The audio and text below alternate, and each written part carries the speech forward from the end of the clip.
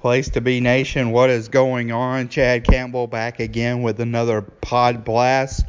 Today I'm going to be looking at wXw Inner Circle 4. Yes, I'm on board the wXw bandwagon. They have a lot of great buzz coming out of their World Tag League weekend this past weekend.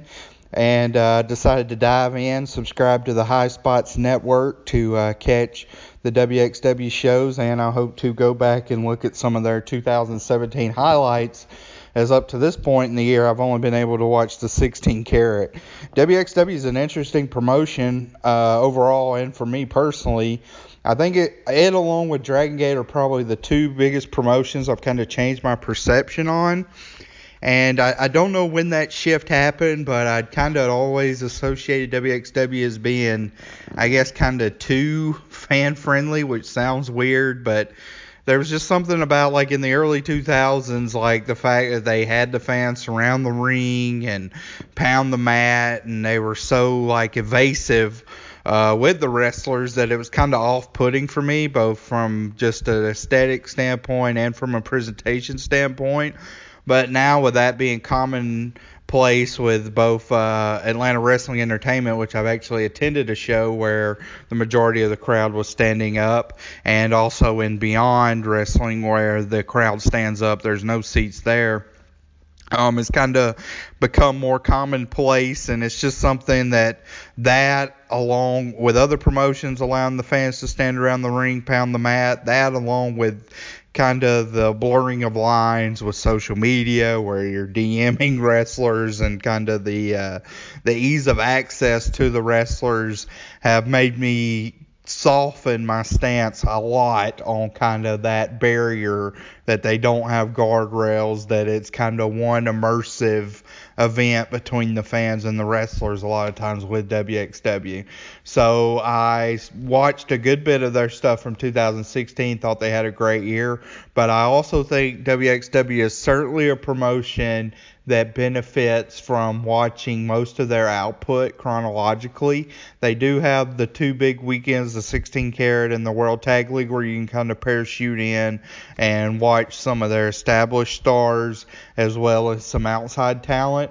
But watching the Shotgun show that they release weekly, as well as a lot of their other spot shows throughout the year, really gives you an idea of some of this talent that, quite frankly, is not very notable outside of the wXw universe. People like Jurn Simmons, like Ilya Dragunov, which I'm sure I butchered that name. These types of talents don't get out much. Even Walter is someone that just has debuted with PWG, that came over for Evolve, that started working more regularly in Progress this year, that's kind of getting his name out more just this year.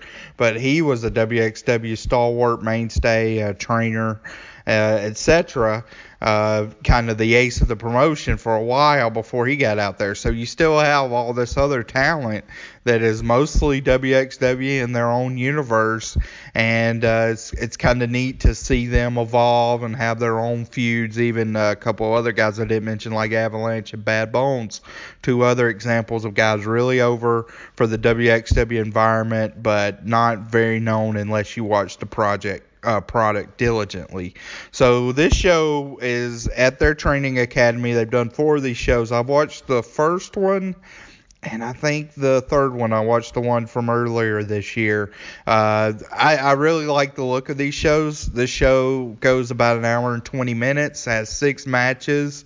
None of the matches feel rushed. None, one does kind of overstay its welcome, but none were excessively bloated, so it's a real easy watch. I love the atmosphere of the training facility. It kind of gives a different vibe to the proceedings, but it just looks really neat, and it kind of looks like we're kind of encountering a sparring session in some regards. But I don't think the workers take any nights off with what we see here. So let me dive right in. The first match was Alexander James versus Julian Pace. I'd never seen Julian Pace before. He's the current Academy Cup holder. Alexander James, I think, is making a name for himself throughout the U.S. independents, mostly in Nova Pro, I'd say, but in other areas as well this year. And he has an interesting character. I think he's a very solid worker, and that kind of flowed into this match, which was really a great opener for me. This is the type of wrestling I like. James focuses on a body part, the arm. He varies his attack. Pace sells it well. Even when he does his comeback, he doesn't use the arm throughout his comeback. This is not one of those have an appendage that's fallen off and it's dead forever type sell jobs, but it didn't need to be. I think that's where you get the disconnect sometimes in these selling arguments with the kind of the selling fascination from some people where, if he kicks his arm once, then it should be totally neutralized for the entire match.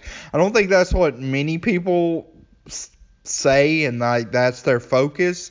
It's more that if this is worked on, if this is a focal point of the match, then it is important. And that's what you saw here. James worked over the arm. It became important. Pace did his comeback. His comeback and his offensive arsenal overall is pretty flashy. A reverse Rana, some cross bodies, stuff like that. That could have used a little more polish. I think that was the biggest blemish of Pace. But then you have a finish that was brilliant, where earlier in the match, James uses the Tower of London spot, but he also does a Cobra Clutch with the arm that was worked over, which I thought was great. And then at the end, James does an Ancana roll right into a hammerlock submission, which looked brutal, and you get the tap out. So a really good, solid opener. This is what I like out of a wrestling match, just 10 minutes of logical, good work, two workers that are kind of on the rise that go out there and show they have a good knowledge of the fundamentals and can produce a good match. Gave it 3 stars. Our next match was Kim Ray versus Rafa. My first time seeing Rafa, who's from Portugal, but had moved to Germany, so I'm sure we'll probably be seeing him a good bit in wXw. Kim Ray is one of those wXw mainstays I was talking about in the early going, where he's been around for a couple of years now, but with me being a novice to the promotion still, I haven't seen a whole ton of him, just from the 2016 stuff I've seen and then his 16 karat stuff this year. This was kind of an extended squash to a degree. Rafa starts out really energetic, has more aerial offense.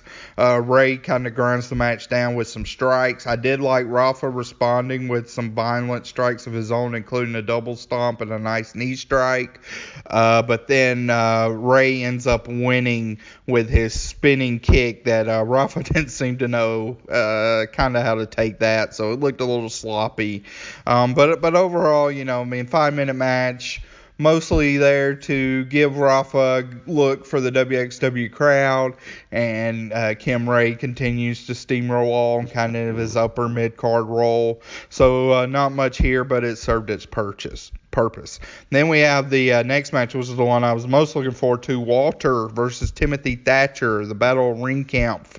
And this was under Ambition rules, essentially shoot-style rules.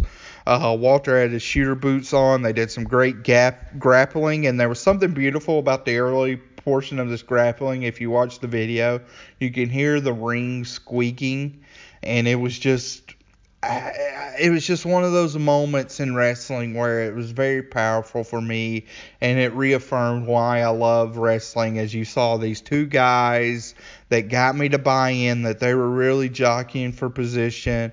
They're partners, but they also have a breed of competition that burns inside of them, that they don't want to give up any position throughout this opening grappling exchange.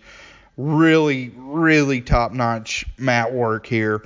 And that kind of breaks down into Walter throwing a forearm strike after Thatcher went for an ankle pick to escape that opening grappling exchange. Thatcher throws some overhand strikes, and then Walter does a flash gut wrench that gets an 8 count.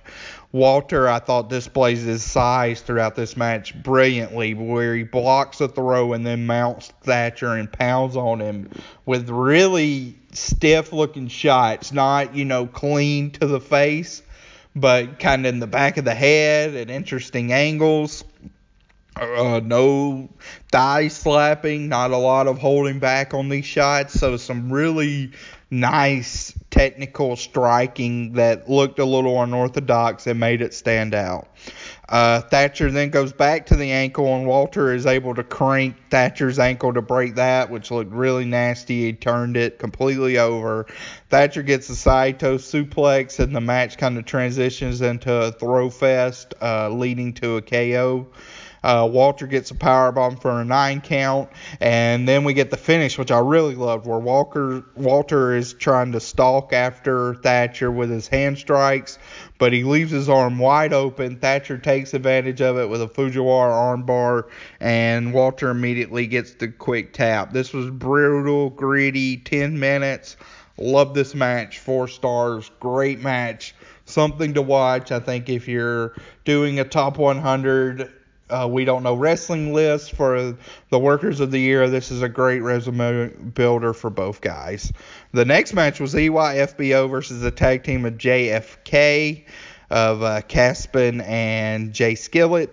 EYFBO are a team that I thought was decent to good in the stuff I've seen them up to this year, and I think they really broke out and became a more polished, solid tag team in 2017, and they had a really strong performance here. EYFBO run through a lot of their offense with the double team moves, with Drastic coming off the shoulders of Ortiz, and then Ortiz hitting a leg drop at the same time as Drastic hits the Ase moonsault. Caspin, to start the face in peril sequence, he took a brutal trip where his face went right into the mat and he ate it really hard. And then they also do this neat spot where they pass Caspian while having him in the suplex position.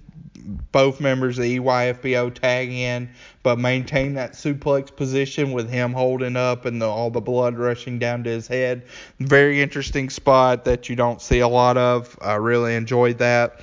Caspin's able to hit a double drop kick and makes the hot tag to Skillet. JFK do a Michinoku driver cross-body combo that looked brutal for a near fall, and I also like that pinfall had to be broken.